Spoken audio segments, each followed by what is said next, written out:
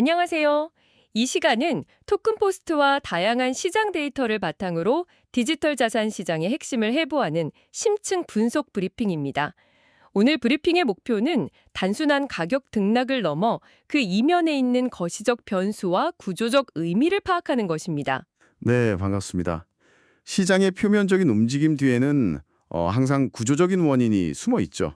특히 단 0.5%의 수익률 차이가 기관 투자자들에게는 시장을 떠나게 만들 만큼 치명적인 수학 문제로 작용했다는 점이 흥미롭습니다. 방금 말씀드린 그 미미에 보이는 차이가 파생상품 시장에 엄청난 나비 효과를 불러왔잖아요. 불과 1시간 만에 1억 1천만 달러 규모의 포지션이 단기 청산되었습니다. 네, 맞습니다.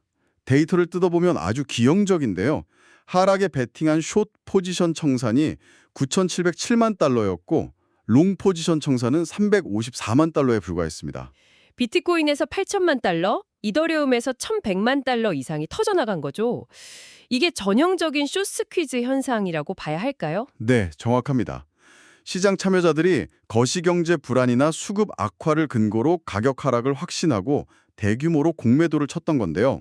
예상치 못한 작은 매수세나 뉴스로 가격이 살짝만 반등해도 유지 증거금을 못 맞추고 강제 청산을 당하는 구조인 거군요. 그렇죠. 강제 청산이 발생하면 빌려서 판 자산을 되갚기 위해 시장에서 억지로 매수를 해야 하니까 가격이 또 오르게 됩니다. 숏 포지션이 연쇄 폭발을 일으키는 셈이네요. 그런데 여기서 좀 이상한 점이 있습니다. 파생상품 시장에서는 이렇게 억지로 가격을 밀어올리는 강제 매수세가 들어왔는데 정작 진짜 현물을 닫는 미국 현물 ETF 시장은 완전히 반대로 가고 있거든요. 현물 ETF 쪽 유출 데이터를 말씀하시는 거군요. 네, 비트코인 현물 ETF에서 2242 비트코인이 순유출되었고 이더리움 쪽은 무려 23,158개가 빠져나갔습니다. 솔라나 ETF도 단기 위축세를 보이고 있고요. 사실 두 시장의 주체가 다르기 때문에 나타나는 아주 자연스러운 괴리입니다. 선물 시장에서 청산당한 쪽은 주로 단기 변동성에 베팅하는 레버리지 트레이더들이고요. 반면에 현물 ETF에서 지갑을 닫고 자금을 빼는 주체는 리스크 관리 매뉴얼에 따라 움직이는 보수적인 기관 투자자들인 거네요. 맞습니다. 이들은 지금의 가격대에서 추가 상승을 기대하기보다 일단 현금화해서 포트폴리오의 변동성을 줄이는 디리스킹 모드에 돌입한 상태입니다. 그런데 기관들이 짐을 싸게 만든 그 리스크 관리 레이더의 실체가 무엇인지 궁금해집니다. 현재 중동발 긴장 완화 뉴스나 유럽의 메탄 수입 구제 완화 같은 거시적인 이슈들이 있잖아요. 네, 이스라엘 총리가 레바논과의 직접 협상을 지시했고 EU는 2027년 예정이던 에너지 규제를 일부 완화했습니다. 전통금융 관점에서는 이건 완벽한 호재죠. 에너지가 안정화되고 인플레이션 압력이 낮아지니까 굳이 중앙은행이 금리를 무리하게 올릴 필요가 없어지는 거고요. 바로 그겁니다. 그런데 암호화폐 시장 입장에서는 이게 오히려 역설적으로 작용합니다. 거시 환경이 평온해질수록 자본은 굳이 변동성이 큰 자산에 머물 이유를 못 찾거든요.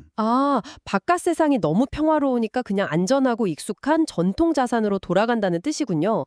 여기서 시카고 상품거래소, 즉 CME 데이터를 보면 상황이 더 명확해집니다.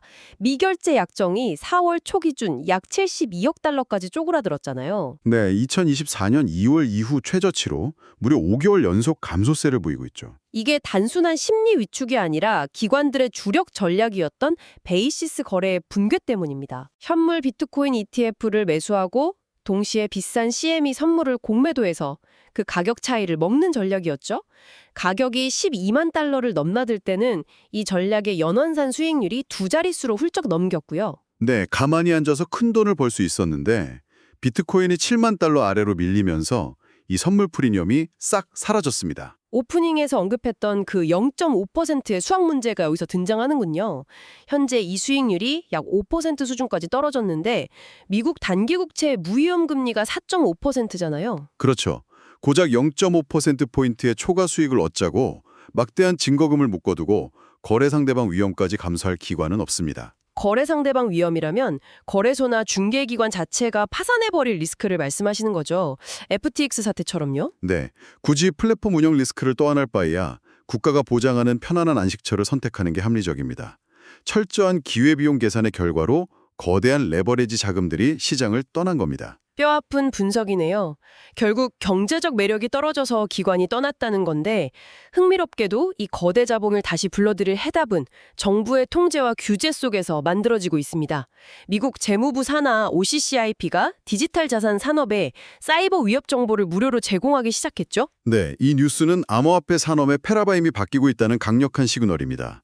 미국 정부가 전통은행과 똑같은 수준의 보안 위협 정보를 나눠주는 이른바 GNUS 법안의 원칙이 적용된 첫 사례거든요. 서부 개척 시대 같던 암호화폐 시장에 정부가 개입해서 제도권이라는 튼튼한 울타리를 치는 작업인 셈이네요. 아주 중요한 구조적 변화입니다. 정보 공유를 넘어서 실제로 다국적 수사당국이 움직여 범죄 자금을 동결한 사례도 나왔습니다. 오퍼레이션 애틀랜틱 수사 말씀이군요. 미국, 영국, 캐나다가 공조해서 1,200만 달러 규모의 사기 자금을 동결했습니다. 피해자가 2만 명에 달하는 대규모 승인 피싱 사건이었죠. 이 승인 피싱이 참 무서운 게 프라이빗 키를 훔치는 게 아닙니다.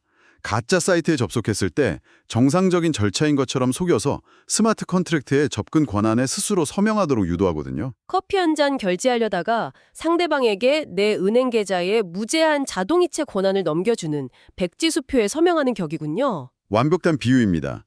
한번 서명이 이루어지면 숙련된 투자자들도 속수무책으로 당하게 됩니다. 하지만 이제는 3개국이 공조해서 그 자금을 수적하고 얼려버린 거죠. 바로 그 점이 핵심이네요. 앞서 기관들이 거래 상대방 위험 때문에 떠났다고 했지만 이렇게 정부가 보안 정보를 주고 피싱 자금까지 회수해주면 기관 입장에서는 다시 돌아올 명분이 생기는 거 아닙니까? 그렇죠. 중장기적으로는 거액의 기관 자금이 유입될 수 있는 필수적인 토대이자 신뢰의 인프라가 구축되는 과정이라고 봐야 합니다. 규제라는 울타리가 신뢰를 만든다면 소프트웨어 자체의 성능은 어떨까요? 텔레그램 기반의 톤이 캐친 2.0 업그레이드를 완료했습니다. 블록 생성 속도가 6배, 전체 성능이 10배 개선되었다고 하죠. 네, 특히 거래 확인 시간이 10초에서 서브초 단위, 즉 1초 미만으로 단축되었다는 점이 중요합니다. 마트에서 결제 승인을 10초나 기다릴 사람은 없으니까요. 1초 미만이면 비자카드 결제망과 체감상 차이가 없어진 셈입니다. 바이낸스 월렛이 프리딕터 펀 예측 시장 기능을 지갑 앱안에 도입한 것도 사용성을 극대화하려는 혁신이겠고요. 맞습니다. 대중화의 장벽이었던 마찰을 줄이려는 진화죠. 하지만 문제는 소프트웨어의 엔진은 이렇게 레이싱카처럼 빨라지고 있는데 이걸 돌릴 물리적인 도로망은 한계에 부딪히고 있다는 겁니다. 물리적 인프라의 한계라면 미국 메인주 사례가 대표적이겠네요. 2027년 11월까지 신규 데이터 센터 건설을 전면 중단하는 법안이 추진 중이죠. 네, 디지털 자선 채굴이나 AI 산업 모두 막대한 전력이 필요하니까요. 메인주 입장에서는 전력망 과부하와 일반 주민들의 전기요금 상승을 우려해 제동을 건 겁니다. 소프트웨어는 시속 300km로 달릴 준비가 끝났는데 도로가 1차선 비포장도로인 셈이군요. 결국 전기가 끊기면 블록체인도 멈추니까 이런 물리적 인프라의 한계가 앞으로 중대한 변수가 되겠습니다. 아주 예리한 지적입니다. 현실 세계의 장벽이 생태계 확장의 큰 변곡점이 될 것입니다. 자, 그렇다면 당장 시장 참여자들이 주시해야 할 세 가지 핵심 기준점. 오늘의 관전 포인트로 넘어가 볼까요? 첫 번째는 무엇을 체크해야 합니까? 첫 번째는 거래량과 포지션 조정 여부, 특히 현물의 지진력입니다. 1억 달러 규모의 파생 포지션이 청산되며 단기 반등을 만들었지만 진짜 추세는 현물 ETF 유출세가 언제 진정되느냐에 달려 있습니다. 파생이 억지로 올린 가격을 현물 자금이 받아주느냐가 핵심이군요. 두 번째 관전 포인트는 기관 자금의 매력도와 관련이 있겠네요. 네, 기관의 베이시스 거래 매력도입니다. 5%대로 떨어진 수익률이 다시 무이연금리 4.5%를 유의미하게 상회하는 시점이 언제일지 모니터링해야 합니다.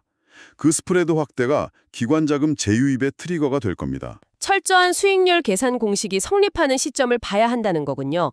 마지막 세 번째 포인트는요? 거시 변수와 에너지 정책입니다. 이스라엘 레바논 긴장 완화나 EU의 메탄 수입 규제 완화 같은 이벤트가 위험자산 선호 심리에 미치는 중장기적 파급 효과를 주시하셔야 합니다. 결국 기관들은 단순 차익 거래에서 손을 떼고 있지만 정부는 전통 금융 수준의 보안 정보를 제공하고 있습니다.